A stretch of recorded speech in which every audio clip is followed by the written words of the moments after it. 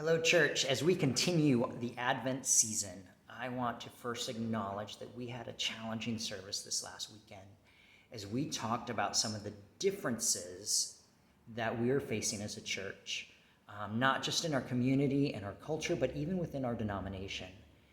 But even with those differences, the goal, the intent was to bring people to this steadfast, peaceful fellowship that we read out of Romans.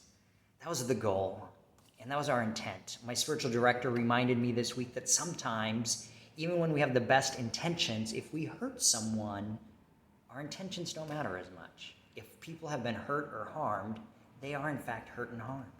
If they don't feel safe because of our language, then they don't feel safe.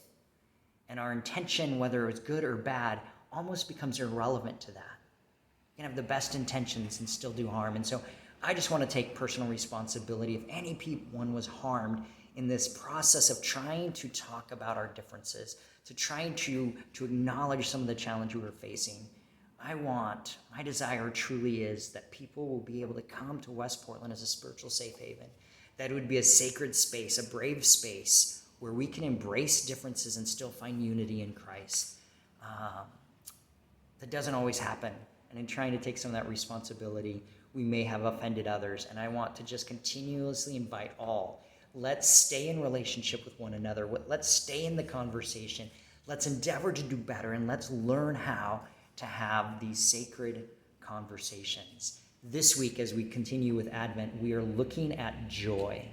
What is that joyful redemption? The joy of the Lord that comes with it. So we will be singing songs of joy. We will be hopefully, in spite of our differences, finding joy in the commonality and the work that Christ has done for us. And we also want to continue joy for others. We have our tree in the foyer, and we are decorating it with hats and scarves and gloves.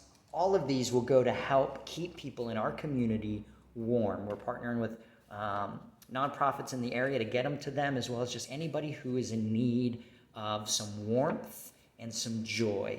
We want to be a source of that. So join us this Sunday for Joyful Redemption Advent service, as well as bring things to donate, warm hats, gloves, and scarves to be able to get to our people in need in our community and just make their season maybe just a little bit warmer.